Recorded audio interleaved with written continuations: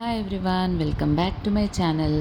అయితే ఎప్పుడో ఒకసారి అప్పుడిప్పుడు నైట్స్ అన్నం మిగిలిపోతుంటుంది కదా. పొద్దున్న లేచి మనకి ఏం చేయాలో దాంతో అర్థం కాదు, చాలాసార్లు పడేస్తుంటాము. సో అలాంటిది కాకుండా ఈరోజు మనం ఒక మంచి రెసిపీ చూద్దాము. సో మిగిలిపోయిన రైస్తో వడ. ఫస్ట్ ఆ రైస్ని అంతా గ్రైండర్లో వేసుకొని హంగ్ కర్డ్ అంటారు, లేకపోతే థిక్ కర్డ్ అంటారు, దాన్ని ఒక కప్ వేసి మెత్తగా బ్లెండ్ చేయండి. మంచిగా ఫైన్ పేస్ట్ లాగా బ్లెండ్ చేసుకోండి. కొంచెం ఫైన్ కోర్స్ పేస్ట్ అయినా పర్వాలేదు. సో అంతా బ్లెండ్ చేసుకున్నాక ఒక కంటైనర్లోకి తీసుకొని దాంట్లో 1 కప్ ఆఫ్ రవ్వ తీసుకొని దాంట్లో వేసుకోవాలి. టేస్ట్కి తగ్గట్టు సాల్ట్, జీరా, పచ్చిమిర్చి స్లైసెస్, సన్నగా కట్ చేసిన ఆనియన్ అండ్ కొత్తిమీర కూడా వేసుకుంటే వేసుకోవచ్చు, కొత్తిమీర కరివేపాకు కూడా. సో దాన్ని వేసుకున్న తర్వాత మంచిగా కలుపుకోండి. మంచిగా అంతా పట్టేలాగా మొత్తం రవ్వ ఎక్కడ మిగిలిపోకుండా మంచిగా పట్టేలాగా కలుపుకున్న తర్వాత అది వడ షేప్లో వస్తుందో లేదో చూసుకోండి, ఒకసారి చెక్ చేసుకోండి. సో దీంట్లో మనకి బైండింగ్ కోసం ఒక 2 to 3 టేబుల్ స్పూన్స్ ఆఫ్ మైదా వేసుకుంటున్నాము. దానివల్ల ఏంటంటే వడ షేప్ అనేది రీటైన్ అవుతుంది వడలాగా.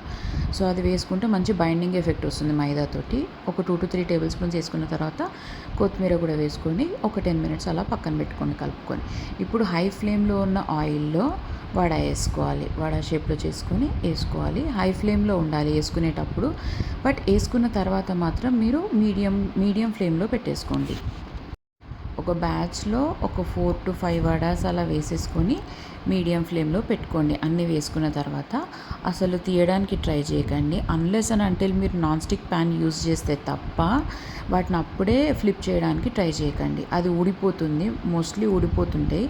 సో ఊడిపోకుండా ఉండాలంటే మీరు మీడియం ఫ్లేమ్లో పెడతారు కదా, అవి ఆటోమేటిక్గా కొంచెం వేగగానే పైకి వచ్చేస్తాయి. అదే మీరు హై ఫ్లేమ్లో పెట్టి వదిలేస్తే మాత్రం అవి కిందంతా మాడిపోతాయి.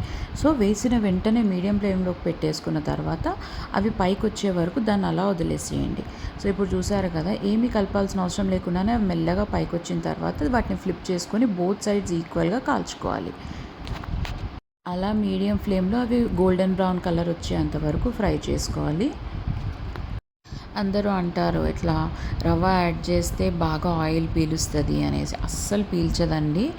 అసలు మీరు ఒకసారి ట్రై చేసి చూడండి, చాలా టేస్టీగా ఉంటాయి. మామూలుగా యూజ్ చేసే మేదు వడ కంటే కూడా ఈ లెఫ్ట్ ఓవర్ రైస్ తోటి వడ ఇంకా బాగుంటుంది.